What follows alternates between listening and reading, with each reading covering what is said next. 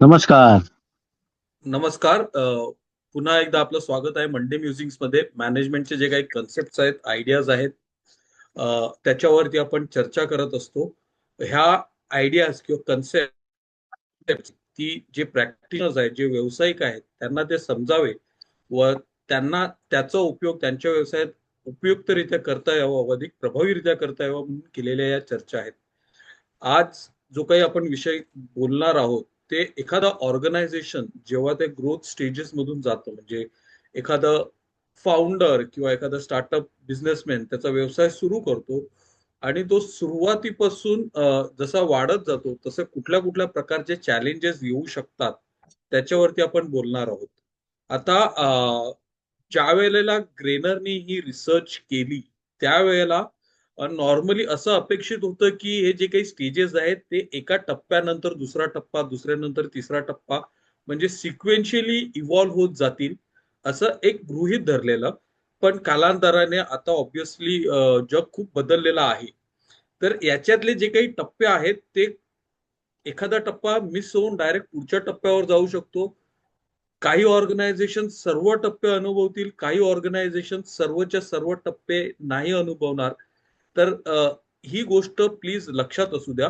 But एखादा organisation किंवा एखादा बिझनेस वाढत असताना त्याच्या प्रत्येक टप्प्यावर कुठल्या चांगल्या गोष्टी घडतात व कुठल्या अघटित किंवा आपल्याला अनपेक्षित अशा गोष्टी घडतात आणि त्याची आपण तयारी करून असणं का महत्वाचं आहे, त्याच्यावरती हा प्रकाश टाकतो. ग्रेनरचा याच्या हार्वर्ड बिझनेस रिव्ह्यू मध्ये पब्लिश झालेला आर्टिकल सुद्धा आहे, एव्होल्युशन अँड रेव्होल्युशन. त्याच्यामध्ये त्यांनी हा मॉडेल मांडलेला आहे. तर आपण सुरुवात करूया. अ, Yes. आता बऱ्याच वेळेला ना एखादी ऑर्गनायझेशन जेव्हा सुरू होते आणि सुरू झाल्यानंतर आपण पाहतो की बरेचसे व्यवसाय बंद पडतात. आपण सहज अगदी स्टॅटिस्टिक देऊन जातो की 90% जे व्यवसाय आहेत ते पहिल्या 5 वर्षात बंद पडतात. पण ते का पडतात? कधी कधी जो फाउंडर आहे त्याचा त्या व्यवसायावरती ताबा राहत नाही, म्हणजे तो त्याला नक्की कुठे काय कसं चाललेलं आहे ते समजत नाही किंवा कळेना असं होतं, किंवा खर्च कुठे वाढतोय कमी होतोय. बऱ्याच सगळ्यांचे प्रॉब्लेम माझ्याकडेच येतात. या अशा विविध गोष्टींचा त्याला सामना करावा लागतो आणि व्यवसाय वाढवल्यानंतर बऱ्याचदा व्यवसाय कोसळतो. आपल्याकडे टायनी हाऊस सारखं उदाहरण आहे, ग्रोफर्स ब्रिक बास्केट हे सुद्धा ती उदाहरणं आहेत, जे एका टप्प्यानंतर कोसळले किंवा डगमगले आणि they were brought out over by other organisations. आणि जे जुने सिस्टम्स प्रोसेसेस आहेत ते एका टप्प्यानंतर व्यवसाय पुढे घेऊन जाण्यासाठी अडथळे ठरतात. तर आपल्याला व्यवसाय पुढच्या पायरीवर घेऊन जायचा असतो, तर त्याच्यासाठी सुद्धा हे मॉडेल खूप महत्वाचं आहे. जसं मी सांगितलं, ग्रेनरने 1972 मध्ये हे केलं. त्याच्यानंतर त्याने थोडेफार मॉडिफिकेशन सुद्धा केले त्या मॉडेलमध्ये. राईट. सो ऑर्गनाइज त्याची थिअरी जी आहे किंवा कन्सेप्ट जो आहे तो ऑर्गनायझेशन किंवा एखादा व्यवसाय जेव्हा वाढतो, तो टप्प्याटप्प्याने वाढतो आणि प्रत्येक टप्प्यावरती त्या व्यवसायाला काही ना काहीतरी प्रॉब्लेम किंवा चॅलेंजेसचा सामना करावा लागतो. त्या प्रॉब्लेम्स आणि चॅलेंजेस मधून मार्ग काढल्यानंतर आपण पुढच्या टप्प्याकडे जातो. पुन्हा पुढचा टप्पा सुरळीतपणे पार पाडतो आणि पुन्हा एकदा तोच असा पडाव येतो जिथे ह्या गोष्टी लागू होत नाही आणि आपल्याला पुढच्या टप्प्याच्या हिशोबाने विचार करावा लागतो. थोडक्यात सांगायचं काय झालं तर एखाद्या व्यवसायाची जी वाढ आहे ती स्मूथ किंवा लिनियर किंवा अडीअडचणी विना नसते. तर अडीअडचणी ज्या व्यवसायात नाहीत त्या व्यवसायाबद्दल कधी कधी आपल्या मनात प्रश्नचिन्ह निर्माण होतो आणि तो निर्माण होणं स्वाभाविक आहे. तर ह्या अडीअडचणी कुठल्या व कशा प्रकारच्या असतील याच्याबद्दल हा मॉडेल आपल्याला एक थोडासा अंदाज किंवा एक अँटिसिपेशन देण्याचा प्रयत्न करतो. आणि प्रत्येक वेळेला आपण कुठल्या पावलं उचलली पाहिजेत किंवा कुठल्या प्रकारच्या उपाययोजना आखल्या पाहिजेत त्याच्यावर भर देण्याचा प्रयत्न करतो.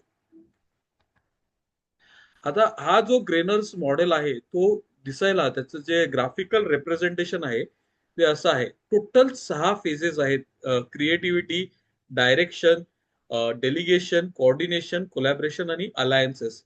आणि तुम्ही प्रत्येक फेज मध्ये पाहत असाल, क्रायसिस ऑफ लिडरशिप आहे, क्रायसिस ऑफ ऑटॉनॉमी आहे, प्रत्येक स्टेजला क्रायसिस सुद्धा आहेत. तर हे क्रायसिस मधून जेव्हा ती ऑर्गनायझेशन जाते, तेव्हा ती पुढच्या टप्प्यासाठी घडली जाते, ती सशक्त बनते. आणि जसं मी सुरुवातीला सांगितल्यापासून पुन्हा एकदा नमूद करतो, की आज घडीला प्रत्येक व्यवसाय या प्रत्येक टप्प्यातून जाईलच असं जरुरी नाही आहे. काही सर्व टप्पे अनुभवतील, काही थोडेच टप्पे अनुभवतील. तर that is what it is. आता आपण जाऊया पहिल्या टप्प्याकडे.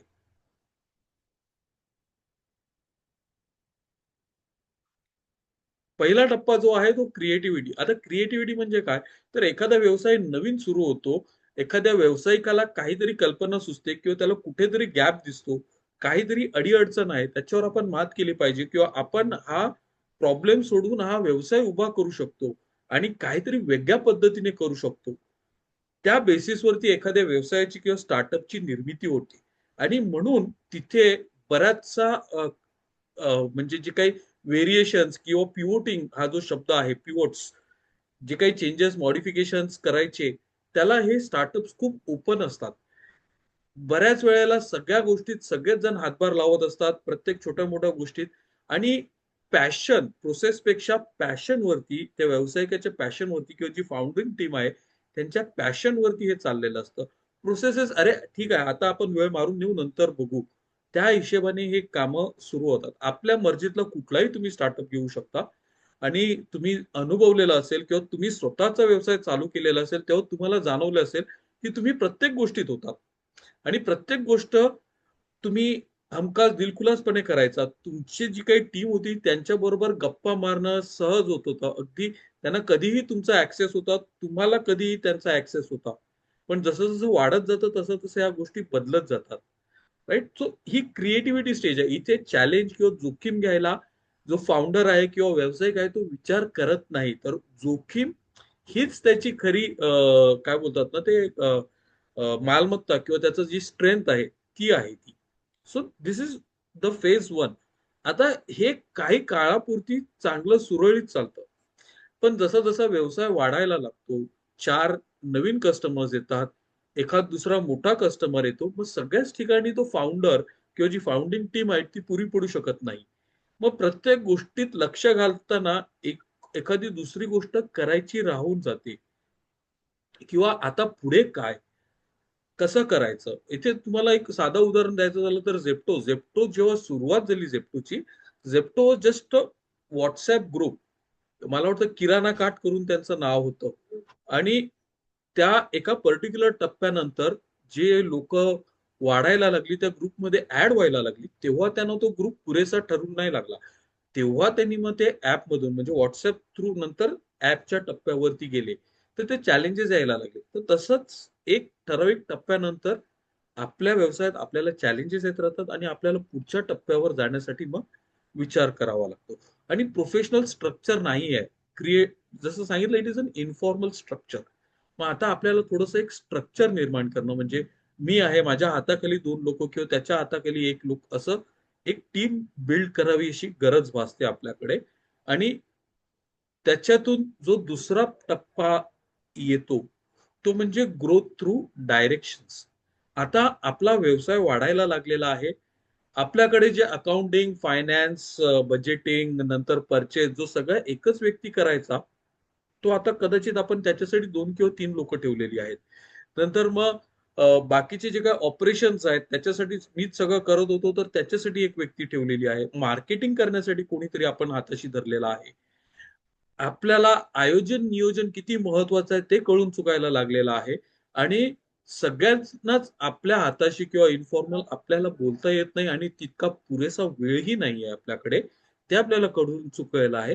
तर त्याच्यामुळे आपण थोडंसं फॉर्मल व्हायला सुरुवात करतो. "अरे बाबा, तुला असेल ना भेटायचं, काही महत्वाचं असेल तर मला सांग किंवा अपॉइंटमेंट घेऊन भेट किंवा अगोदर मला सांग, म्हणजे मी तुझ्यासाठी वेळ काढून ठेवेल." ह्या सगळ्या गोष्टीतून आपण जायला सुरुवात करतो. इथे आपण पुन्हा एकदा Zepto किंवा आपला हा Paytm वगैरे जे आहेत. Paytmने बरेचसे व्यवसाय वाढवले, राइट? Paytm सुरुवात झालं पेमेंट गेटवे. त्याच्यानंतर त्यांचं ई-कॉमर्स मॉल आला. त्याच्यानंतर त्यांचा वॉलेट आला, त्याच्यानंतर त्यांचे अजून 2-3 अजून फंक्शन झाले, पेटीएम बँक आली. या सगळ्या वेगवेगळ्या गोष्टी आल्या. त्या सगळ्या मॅनेज करणं, त्याच्यासाठी ठराविक डिपार्टमेंट, त्या ठराविक डिपार्टमेंटमध्ये लक्ष घालायला कुणी असणं, ह्या गोष्टी महत्वाच्या ठरतात.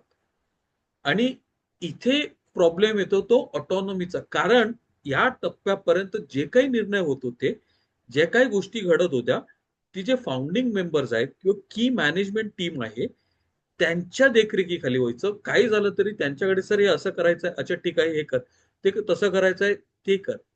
तो जी लोक तुम्ही नवीन हायर केलेली आहेत, मग ते विचार करायला लागतात, अरे आम्हाला कशासाठी घेतलेलं आहे, किंवा माझ्या बारीक सारीक गोष्टीत कशाला डोकं घालतोय.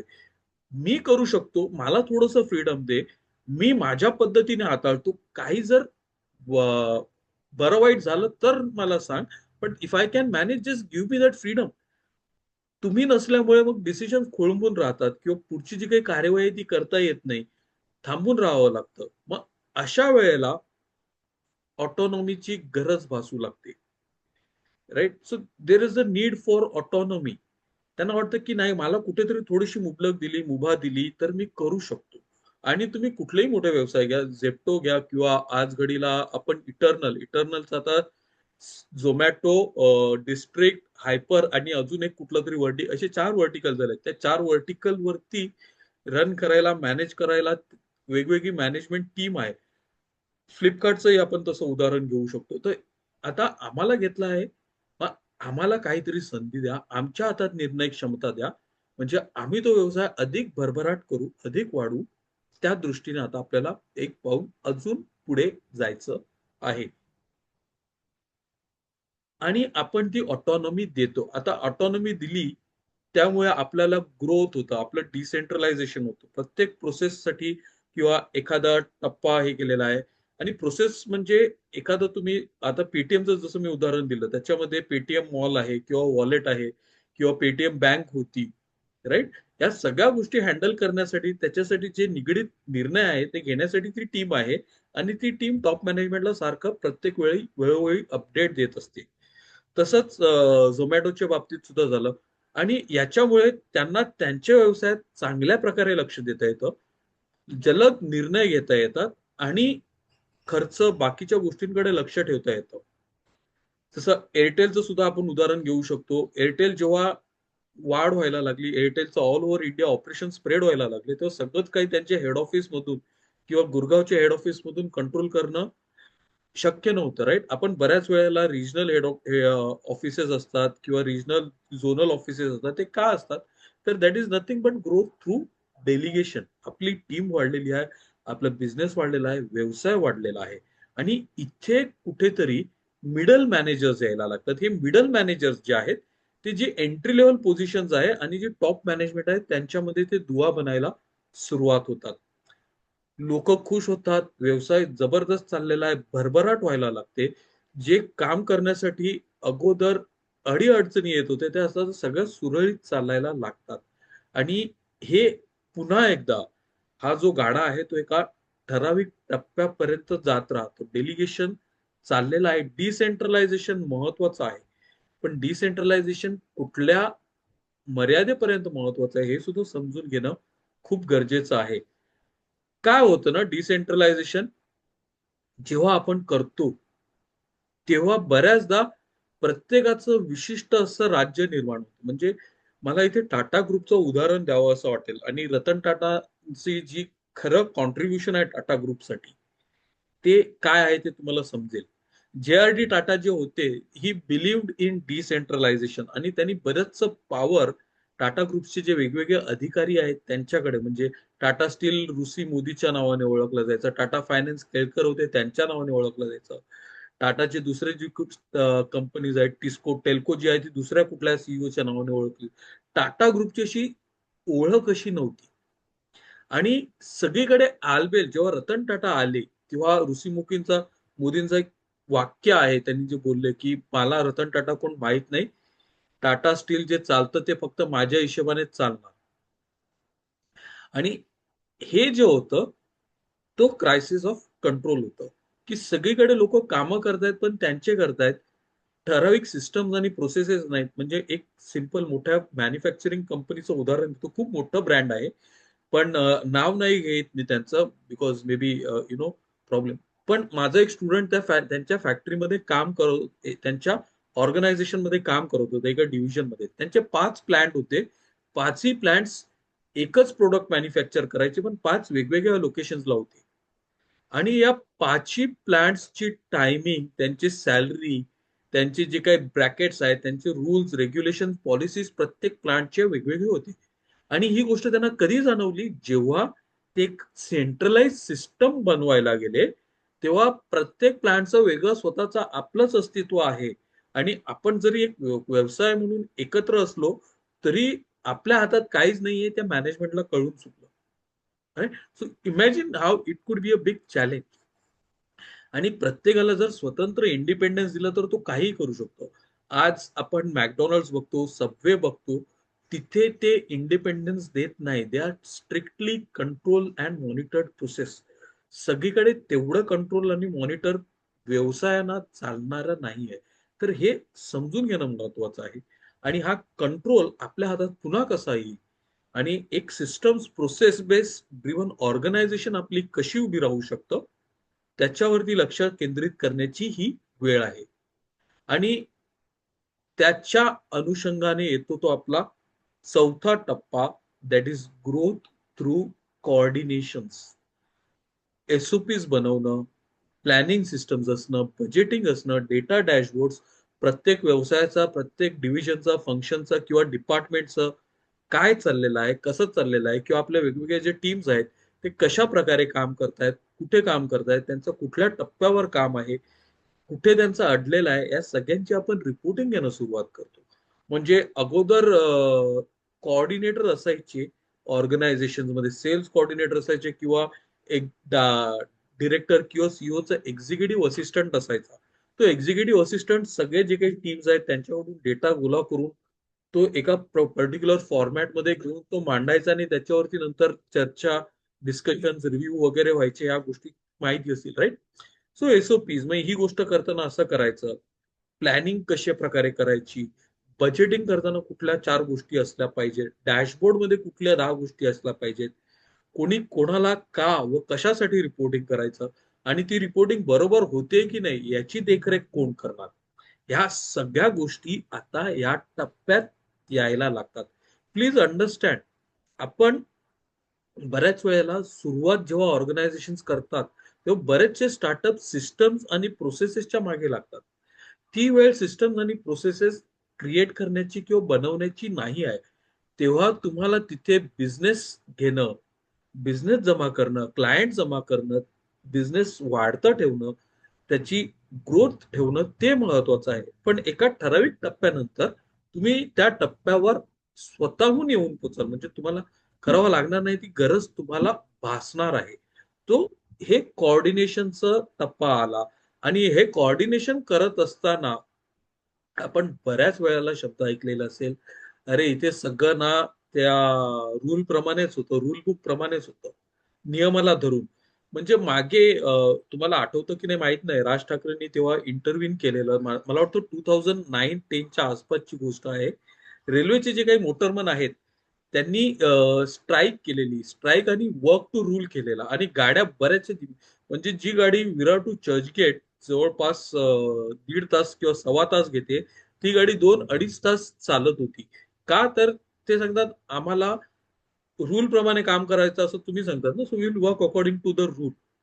किंवा कधी कधी एक मंत्रालयातली गोष्ट आहे, मला वाटतं आपण पेपरमध्ये ती वाचली असेल. एका सेक्रेटरीने त्याच्या टीम मध्ये किंवा त्याच्या ऑफिसमध्ये काम करणाऱ्या व्यक्तीला रजा नाकारली, आणि त्या व्यक्तीच्या मुलाने he was going through depression, आणि त्या व्यक्तीच्या मुलाने आत्महत्या केलेली. आणि त्या मुलाच्या अंतिम संस्कारासाठी जाण्यासाठी तो जो सेक्रेटरी होता त्याला परवानगी देत नव्हता. का तर रूल बुकच्या हिशोबाने त्या व्यक्तीकडे लीव्ह बॅलन्स नव्हत्या. आणि तशा वेळेला तो व्यक्ती गेला, कारण ऑब्व्हियसली खूप प्रसंग महत्वाचा आहे.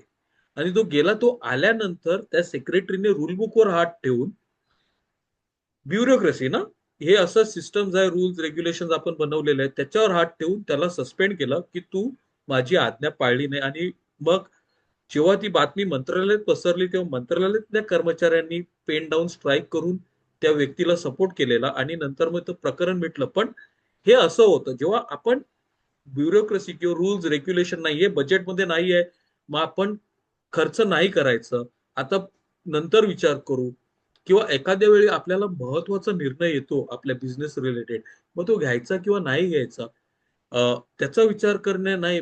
मला साहेबाला विचारावं लागेल, साहेबाला त्याच्या मोठ्या साहेबाला विचारावं लागेल आणि सरते शेवटी ते जाऊन सीईओ पर्यंत जातं. मग ह्या सगळ्या परिस्थितीत कस्टमरला रिस्पॉन्ड करणं, त्याला चांगली सर्व्हिस देणं, त्याचे प्रॉब्लेम्स तात्काळ सोडवणं किंवा आपल्या कंपनीमध्ये जे काही प्रॉब्लेम्स आहेत, चॅलेंजेस आहेत, ते सोडवणं सुद्धा गडबडीच होतं. अजून एक इथे उदाहरण देतो. HCL एक सुंदर पुस्तक आहे. विनीत नायरने लिहिलेला एम्प्लॉईज फर्स्ट कस्टमर सेकंड, त्याच्यामध्ये हे उदाहरण आहे. जेव्हा जे कस्टमर सोडून जात होते तेव्हा ज्यांना विनीत नायरने जाऊन भेटायला सुरुवात केली तेव्हा त्या कंपनीजने सांगितलं, आम्हाला तुमच्या एम्प्लॉईज कडून प्रॉब्लेम नाहीये, तुमच्या कंपनीची जी ब्युरोक्रेसी आहे ना त्याच्यापासून खूप प्रॉब्लेम आहे. तर विनीत नायर थोडा बुचकळ्यात पडला, असं कसं होऊ शकतं, एम्प्लॉईज बरोबर प्रॉब्लेम नाहीये, कंपनीशी प्रॉब्लेम आहे. तर त्यांनी एक उदाहरण दिलं की एक हार्ड डिस्क रिप्लेस करायची झाली तर तुमच्या इंजिनियरला ती हार्ड डिस्क रिप्लेस करण्यासाठी मिनिमम 5 दिवस लागतात.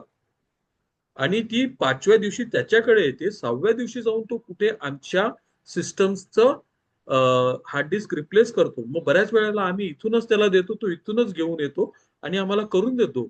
आमचं काम आम्ही 6 दिवसांपर्यंत थांबू ठेवू शकत नाही. And that was a big I opener for Vineet Nair, की विनीत नायर सांगतो मला ते समज, आणि मी त्या दिवसापासून ते कट केलं. आणि त्या इंजिनियरला, प्रत्येक लोकेशन इंजिनियरला त्यांना एक ठराविक अमाऊंट पर्यंत किंवा ठराविक गोष्टी त्यांना त्यांच्या बजेट थ्रू किंवा त्यांना जी किटी दिलेली आहे त्याच्यातून ते हे करून कस्टमरला लगेच सर्व्हिस देता येईल तसं त्यांनी नियोजन केलं. सो हे सगळं ब्युरोक्रेसीचे ना, systems processes are good but they are suppose to enable or strengthen the systems. ते सिस्टम स्लो करण्यासाठी वापरले जाऊ नयेत, पण ते वापरले जातात. अशा वेळेला आपल्याला पुढच्या टप्प्यावर जाण्याची वेळ आहे हे आपल्याला कळून चुकतं. आणि येतं ग्रोथ थ्रू कोलॅबरेशन्स. इथे आपण टीम बेस्ड स्ट्रक्चर्स म्हणजे अमेझॉन मध्ये याचा खूप सुंदर वापर होतो. अमेझॉन मध्ये प्रत्येक गोष्टीसाठी टीम्स आखलेल्या आहेत. त्यांचा टू पिझ्झा रूल हा आहे.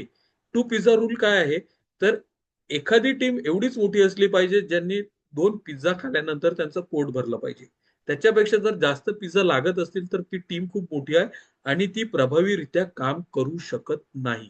तर Amazon does that. They have team based structures. प्रत्येक प्रोसेससाठी त्यांची एक टीम आहे आणि त्या टीम मध्ये वेगवेगळ्या फंक्शन्स मधून जी लोक आहेत ती आहेत तिकडे. म्हणजे कोण फायनान्स मधून असेल, कोण टेक्नॉलॉजी मधून असेल, कोण कस्टमर सर्व्हिस मधून असेल, ही सगळी डोकी एकत्र येतात आणि तो प्रोसेस किंवा ती सिस्टम ते चालवतात. याचा फायदा असा होतो की मी एखादी गोष्ट परचेस करताना फायनान्सचा मला अडचण येऊ नये म्हणून तो फायनान्स कंट्रोल करतो. कस्टमरच्या हिशोबाने ती सोयीची आहे की नाही तो ती व्यक्ती मला तिकडे सांगते. So these are team based structures. आपण अशा प्रकारचे टीम्स उभ्या करतो. एखादा प्रोजेक्ट घेतो त्याच्यामध्ये 5-6 लोकांची टीम एकत्र करून त्यांना असाइन केलेलं जातं. सॉफ्टवेअर कंपनीजमध्ये हे खूप कॉमन आहे. इनफॅक्ट मला वाटतं जे कन्सल्टिंग कंपनीज आहेत, डेलॉइट आणि KPMG वगैरे किंवा सीए फर्म्स जे आहेत ते टीम स्ट्रक्चर्स वरती काम करतात. त्यांचा एक मेन सीए असतो आणि त्याच्या अवतीभोवती मध्ये त्याची टीम असते आणि ती लोक काम करत असतात. राईट. आता हे करत असताना जे काही वेगवेगळे डिपार्टमेंट डिव्हिजन आहेत त्यांच्यामध्ये एकसंधपणा असावा. ते सगळेजण काम करताना एक त्यांची ब्रँड आयडेंटिटी असावी. आज आपण कुठलंही मोठं ऑर्गनायझेशन घ्या, टाटा घ्या, रिलायन्स घ्या, आदित्य बिर्ला ग्रुप घ्या, या सगळ्यांची एक ओळख आहे आणि त्या सगळ्या ग्रुप्समध्ये इंटरनल असं त्यांचं रेकग्निशन आहे की त्यांना काही गोष्टी आहेत ज्या त्यांना एकत्र बांधतात. एक ग्रुप, एक संस्था म्हणून किंवा एक ऑर्गनायझेशन म्हणून त्यांचं महत्व हे करतात. राईट. तर ते करणंची ही वेळ आहे. आता नुकतंच एक 3-1 वर्षापूर्वी टाटाने एक प्रोजेक्ट हाती घेतलेला आहे. त्याचं नाव खूप सुंदर त्यांनी दिलेलं आहे, वन टाटा. आता वन टाटा म्हणजे काय, तर टाटाकडे स्टील आहे, इन्फ्रास्ट्रक्चरची कंपनी आहे, फायनान्सची कंपनी आहे, सॉफ्टवेअरची कंपनी आहे, ऑटोमोबाईलची कंपनी आहे, पॉवरची कंपनी आहे. मग ह्या सगळ्या कंपन्या एकत्र येऊन त्यांना जे काही कंपनीज किंवा प्रोजेक्ट्स मध्ये एकत्र काम करता येतील तिकडे ते टाटाचे 5 कंपन्या म्हणून न जाता एक टाटा कंपनी म्हणून जाऊन काम करणार.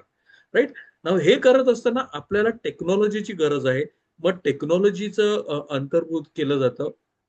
अँड या स्टेजवरती महत्वाचं आहे ते growth through collaboration. Matrix organisational structure येतं. ते एक प्रकारचं ऑर्गनायझेशनल स्ट्रक्चर आहे ज्याच्यामध्ये ड्युअल रिपोर्टिंग असतं. एक तुमच्या डिव्हिजनल म्हणजे तुम्ही एचआरच्या टीमला काम करत असाल तर you report to the head HR and you report to the business CEO. Matrix organisation आपण नंतर कधीतरी बोलू, पण this is growth. ABP is a very good example of matrix organisation. HUL बऱ्याचशा ऑर्गनायझेशन चालली त्या पद्धतीने काम करत आहेत. पण इथे महत्वाचा दुवा आहे एकमेकांना सहाय्य करून एका पुढच्या लेवल पर्यंत जाणं ते आहे. अँड देन आता ह्या सगळ्या गोष्टी करत असताना बरेचसे कॉम्प्लिकेशन निर्माण होऊ शकतात. म्हणजे प्रचंड तुमच्याकडे 50, 60, 70 टीम झालेल्या आहेत किंवा हजारभर टीम झालेल्या आहेत. प्रत्येक जण वेगवेगळ्या गोष्टी करतोय. सगळ्यांच्या लक्ष एका ठराविक लिमिट पर्यंतच ऑर्गनायझेशन वाढू शकतात किंवा ग्रो करू शकतात आणि पुढे स्कोप नाहीये. आज आपली म्हणजे जर एक पॅरलल एक्झाम्पल द्यायचं झालं तर आज आपलं रेल्वेचा जो वेस्टर्न रेल्वे किंवा सेंट्रल रेल्वेचा जो काही खेळखंडोबा झालेला आहे, खेळखंडोबा म्हणण्यापेक्षा ट्रॅक्स नाही आहेत त्याच्यामुळे ते सर्व्हिसेस वाढवू शकत. असं नाही की रेल्वेज नाही देऊ शकत, पण त्या नवीन गाड्या ते त्याच्यामध्ये आणूच शकत नाही. आणि म्हणून तुम्ही जर पाहिलं असेल आता बऱ्याच ठिकाणी ट्रॅक्सचं काम चालू आहे. चौपदरीकरण किंवा 6 पदरी रेल्वे ट्रॅक्स चालू आहेत. That is growth stage. Right तुम्ही एखादी ऑर्गनायझेशनचं सुद्धा तसंच होतं. ते वाढून वाढून किती वाढणार. झोमॅटो वाढून वाढून एका लिमिट पर्यंत वाढलं. आज झोमॅटोला आणखी ग्रो करायचं एका नवीन टप्प्याला घेऊन जाण्यासाठी त्यांनी मग इटर्नल ही होल्डिंग कंपनी निर्माण केली. तसंच जर गुगलचं पाहिलं तर गुगल एवढं प्रचंड मोठं झालं. गुगलचं नेस्ट होतं त्यांचं, नंतर इंटरनल ऍडवर्ड्स ऍडसेन्स असे बरेचसे ग्रुप्स आणि प्रोडक्ट्स झाले त्यांचे. मग एवढा सगळा व्यवसाय फाट पसारा सांभाळायचा कसा, निस्तरायचा कसा, त्यांना एका शिस्तबद्ध लयीत आणायचं कसं. So Google created alphabet. तीच गोष्ट फेसबुकची, अशा बरेच उदाहरणं आपल्याला देता येतील. तर सांगण्याचा मुद्दा हा की एका पर्टिक्युलर लेवलला पोहोचल्यानंतर आपली ग्रोथ होणं किंवा आपली वाढ होणं शक्य नाही आहे. आणि मग अशा वेळेला येतं ते पुढची ग्रोथ किंवा पुढचा टप्पा, that is growth through alliances. आणि मी या जेवढ्या सगळ्या ऑर्गनायझेशन्सची नावं घेतली, अगदी रिलायन्स, टाटा पासून फेसबुक, अमेझॉन, ऍपल, या सगळ्यांनी कधी ना कधी कुठली ना कुठली कंपनी एकतर त्यांच्या याच्यामध्ये मर्ज केलेली आहे किंवा अक्वायर केलेली आहे किंवा यांच्या स्वतःमध्ये आपापसात किंवा इतर कोणाशी. जिओ आणि फेसबुकचं जॉईंट व्हेंचर आहे, जिओ आणि ऍपलचं जॉईंट व्हेंचर आहे. या सगळ्या गोष्टी का करतायत तर एका ठराविक टप्प्यानंतर आपली वाढ होणं अडचणीचं ठरतं. कदाचित आपल्याला पैसे कमी पडतात, कदाचित आपल्याला नॉलेज कमी पडतं, कदाचित आपल्याला रिसोर्सेस कमी पडतात, कदाचित आपल्याला रूल्स अँड रेग्युलेशन्स रिस्ट्रिक्शन लागतात. मग अशा वेळेला त्या सगळ्या गोष्टी आपण इतरत्र जाऊन आपली वाढ करण्याचा प्रयत्न करतो. ह्या टप्प्यात जे मोठ्या ऑर्गनायझेशन आहेत ज्या एक पर्टिक्युलर साईज आणि स्केल अचीव करतात तेव्हा त्या मोठ्या होतात. तुम्ही ओलाचं जर उदाहरण घेतलं तर टॅक्सी फॉर शुअर आणि अजून एक कॅब कंपनी होती त्यांचं एकत्र करून ओला निर्माण झालेला आहे. झोमॅटोचं जर उदाहरण द्यायचं झालं, मला माहित नाही किती लोकांनी झोमॅटो फॉलो केलेला आहे, पण झोमॅटो इज अन अमालगेमेशन. जो काही झोमॅटो उभा आहे तो जवळपास एक मला वाटतं 30-40 कंपन्या एकत्र येऊन उभा राहिलेला झोमॅटो इज अन ऑर्गनायझेशन किंवा Eternal is an organisation that is made up of so many mergers and acquisition. सिस्कोचा आकडा ऐकला तर तुम्ही थक्क होईल. Cisco is an amalgamation of around 250 different organisations. Merger acquisition होऊन सिस्को आज एवढी मोठी ऑर्गनायझेशन झालेली आहे. जॉईंट व्हेंचर सुद्धा आपण बघत असतो नेहमी, बऱ्याचशा कंपनीजमध्ये चालू आहेत, होत राहतात, यापुढेही होत राहतील. आणि इथे एक शेवटचा जो मुद्दा आहे, की इकोसिस्टम निर्माण करण्यावर भर आहे. आणि आज ही आपल्याला व्यावसायिक म्हणून सुद्धा विचार करण्यासारखी गोष्ट आहे, की आपण आपल्या एससीजीटी मध्ये लोणचं पापड थिअरी त्याला बोलतो. पण फक्त तेवढं लोणचं पापड विचारच न करता त्या लोणच्यासाठी किंवा पापडसाठी लागणाऱ्या ज्या गोष्टी आहेत, त्या कोणाकडून येतील आणि ती लोक सुद्धा माझ्या सर्कलमध्ये कशी येतील, हा विचार करणं महत्वाचं आहे. तुम्ही जर जिओचं पाहिलं उदाहरण, तर जिओकडे फायनान्शियल सर्व्हिसेस आहेत. मी जिओ टेलिकॉम किंवा इन्फोकॉम विषयी बोलतोय. त्यांच्याकडे न्यूज चॅनल्स आहेत, त्यांच्याकडे एंटरटेनमेंट चॅनल्स आहेत, त्यांच्याकडे म्युझिक आहे. सो स्ट्रीमिंग सर्व्हिसेस एक बंडलिंग, अँड इंडियामध्ये तरी बंडलिंग आणि हा इकोसिस्टम बेस्ड मोबाईल सर्व्हिसेस देणारी Jio was the first company. त्याच्यानंतर मग एअरटेल आणि वोडाफोन त्यांनी सुरुवात केली. पण जिओ वॉज द फर्स्ट. आज तो इकोसिस्टम उभा करतायत. तुम्ही कुठलाही कंपनी घ्या, अमेझॉन घ्या, अमेझॉनकडे त्यांचं स्वतःचं डिलिव्हरी सिस्टम आहे, मिनिट्स आहे, त्यांच्याकडे तुम्हाला होस्टिंगसाठी लागणारी स्पेस आहे तर अमेझॉन वेब सर्व्हिसेस आहेत. तुम्हाला ते ऍड्स कसे करायचे तर अमेझॉन शॉप आहे. तुम्ही बुक्स पब्लिश करताय तर अमेझॉन किंडल पब्लिशिंग आहे. हे इकोसिस्टम वर काम करतायत. आणि हा इकोसिस्टम आपण स्वतः निर्माण करू शकतो, किंवा जे मर्जर्स, ऍक्विजिशन, जॉईंट व्हेंचर्स आहेत ते पार्टनर शोधून निर्माण करू शकतो. तर प्लीज ह्या गोष्टीचा विचार करणं महत्वाचं आहे. म्हणजे तुम्ही आता तर असं जरुरी नाही की तुम्ही एक मोठा स्केल वगैरे करणं, पण तुम्ही कोणाशी जॉईंट व्हेंचर किंवा कोलॅबरेशन ह्या गोष्टी अचीव करू शकता. आणि ह्या सगळ्या करत असताना क्रायसिस ऑफ आयडेंटिटी निर्माण होण्याची शक्यता आहे, की माझी ओळख काय आहे. माझी ओळख काय आहे? मी झोमॅटो, स्विगी, अल्फाबेट, इटर्नल जे काही सांगितले ते का निर्माण झाले, तर आयडेंटिटी क्रायसिस होऊ नये. एक झोमॅटो सेपरेट ब्रँड राहावा, गुगल सेपरेट ब्रँड राहावा, अमेझॉन सेपरेट ब्रँड, म्हणून ते निर्माण झालेले पेरेंट कंपनीज आहेत. राईट. कंपनी मर्जर्स ऍक्विजिशन करताना, जॉईंट व्हेंचर्स करताना, अच्छा बरं, मर्जर्स आणि ऍक्विजिशन मध्ये जवळपास 70 ते 80% मर्जर फेल होतात. जॉईंट व्हेंचर 70 ते 80% फेल होतात. स्ट्रॅटेजिक अलायन्सेस सुद्धा फेल होऊ शकतात. त्या सगळ्या गोष्टी महत्वाच्या आहेत. आणि मग माझा नेमका व्यवसाय कुठला, मला लोकांनी कशासाठी ओळखलेला पाहिजे, मग माझा एकच ब्रँड मी सगळीकडे कॅरी करायचा का, जसा टाटाचा आहे, की माझे वेगवेगळे सेपरेट ब्रँड असायला पाहिजेत, जसे इटर्नलचे आहेत, झोमॅटो डिस्ट्रिक्ट हायपर वगैरे, किंवा आदित्य बिर्ला ग्रुपचे जे आहेत त्यांचे प्रत्येक कंपनी सेपरेट इंडिपेंडेंट नावाने ओळखली जाते. ह्या सगळ्या गोष्टींचा उहापोह इथे करणं गरजेचं आहे. मात्र धोक्याची घंटा, आपले जे काही पार्टनर्स आहेत, आपले जे काही कोलॅबरेटर्स आहेत, किंवा त्यांच्यावर आपण जास्त प्रमाणात विसंबून न राहता आपल्या स्वतःच्या केपेबिलिटीजकडे, गुणवत्तेकडे लक्ष देणं सुद्धा तितकंच गरजेचं आहे. आणि सगळ्यात महत्वाचं, तुमची लिडरशिप टीम उभी राहणे, एक सशक्त लिडरशिप. कारण एवढा मोठा फाटपसारा झाल्यानंतर बऱ्याच वेळेला लीडर्स जात असतात, सोडून जात असतात, एक्झिट घेत असतात. मग तुमचा बिझनेस लडखडतो का किंवा अडून पडतो का, हे समजून घेणं महत्वाचं आहे. इथे मला लिडरशिप रिलेटेड आयटीसीचं सांगावं असं वाटेल. आयटीसी जर तुम्ही फॉलो केलं असेल तर जाऊन वाचा. त्यांनी मागच्या 25-30 वर्षांमध्ये एकच व्यक्ती सिनियर लेवल पोझिशनला कंपनीच्या बाहेरून हायर केलेली आहे. म्हणजे त्यांची लिडरशिप टीम किती स्ट्रॉंग आहे आणि इंटरनली त्यांची पाईपलाईन किती स्ट्रॉंग आहे, ते पाहू शकता तुम्ही. राईट. सो तुमच्या कंपनीमधून एकाच वेळेला 5-6 लीडर्स निघून गेल्यानंतर तुम्हाला प्रॉब्लेम येतो का, चॅलेंजेस येतात का, ते बघा. झेप्टो मधून 5-6 लोक सोडून गेले सिनियर लेवल पोझिशनची, पण झेप्टोला काही फरक पडलेला नाही. Zepto is still going strong. That speaks a lot about the organisation. पण त्याच्यामुळे क्रायसिस निर्माण होऊ शकतात. सो आपण जो मॉडेल डिस्कस केला त्याचं पुन्हा एकदा 6 phases: creativity, direction, delegation, coordination, collaboration आणि अलायन्सेस. प्रत्येक टप्प्याचे, एका टप्प्याकडून दुसऱ्या टप्प्याकडे जाताना काही ना काही प्रॉब्लेम्स किंवा चॅलेंजेस निर्माण होतात. त्याच्यातून सोल्युशन्स निर्माण होतात आणि त्या सोल्युशन मधून पुढचे नवीन प्रॉब्लेम निर्माण होतात आणि एक व्यवसाय घडत जातो, एक व्यवसाय उभा राहत जातो. Right. So complexity, growth creates complexity, complexity creates crisis, and a crisis helps us to develop new capabilities and new leadership creators. शेवटचा प्रश्न तुम्ही ठरवा, विचार करा. तुमचा बिझनेस हा तुमच्याच भोवती फिरतोय की रेड टेप मध्ये अडकून पडलेला आहे?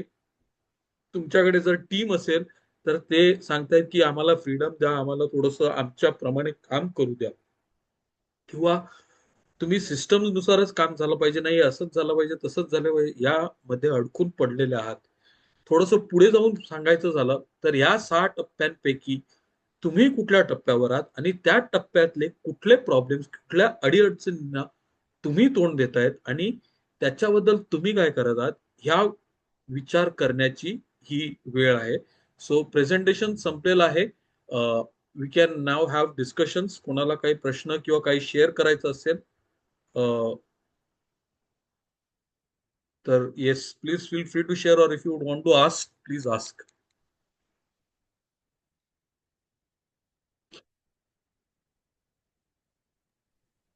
I think हे जे phase, whatever you discussed, all these phases, हा.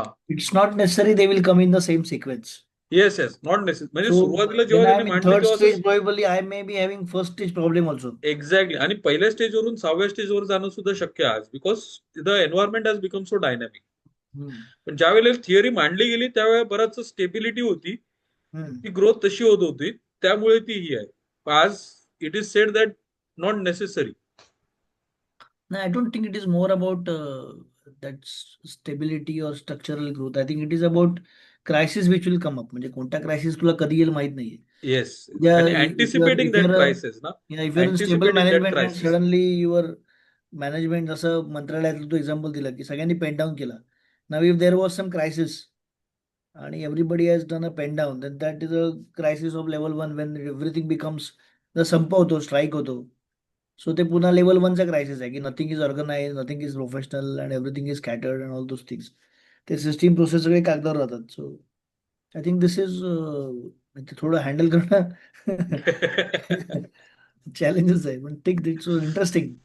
हे पाठवलं परत बघायला लागेल कारण हे कसे एकदा बघून होणार नाही. I don't think it will be sufficient to watch it one time. It will at least video 2 or 3 upload times. करतोय, नाईल share the article on the group. आपल्या ग्रुपवरती टाकतो तो आर्टिकल. टाकलं कारण ते इंटरेस्टिंग आहे थोडं म्हणजे येस अजून येस. हे आहे.